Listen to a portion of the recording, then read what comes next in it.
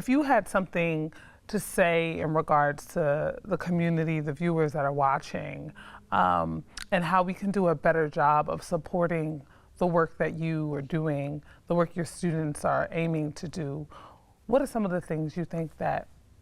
Well, you know, art is essential, and we have reached a point in this country, I think, where we don't think art is essential anymore. And I think just viewing museums and art, and when I say art, I think of it broadly. I think of dance, I think of music, I think of visual art. So these are the things that give life to a community. But they also support economic development. I mean, if you want to talk about it from a financial perspective, museums are the places that people go during their leisure time.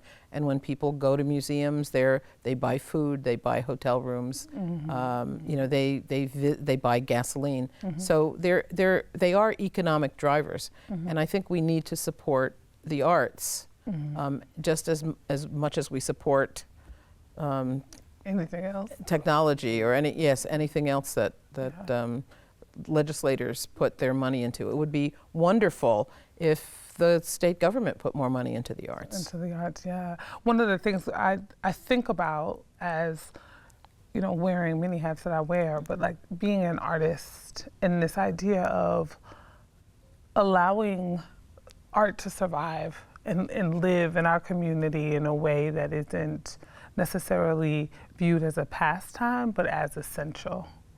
And it creates those conversations that we can't have without yelling at one another. You know, it allows us to talk about, you know, if you go to museum exhibitions, you see that museums are starting to address issues around climate. Museums are starting to address issues around women's rights, around voting, around all of the issues that we in a democracy need to talk about. Right.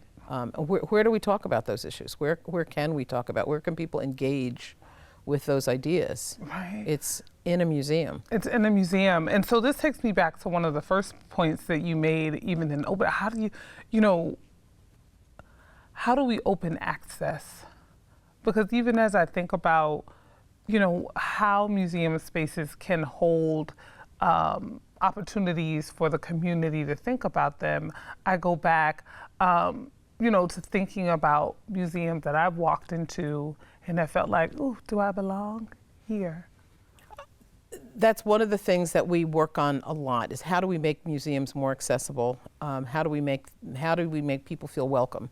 Right. And how do we make people feel welcome, the front line people? Because the people that welcome you to the museum, the people that are the guards, the people that are welcoming you when you walk in the door, those are the people that need to be welcoming. Yeah. It really starts top down and bottom up at the same time. The museum has got to be committed to welcoming people and making people feel comfortable. And they've got to make it easy. They have to make, and it begins with, how do you get to the museum? How does the museum look on the outside? What's the architecture like? You know, Right. what are the paint colors like? Is there art in the front, you know, outside? There are all kinds of things that make a building like feel comfortable. And then what kinds of programs do they do? And whose stories do they tell? You know, does everyone feel that their story is incorporated into the museum's exhibitions and programs? I'm ready to sign up for your class. I'm like, yes, absolutely.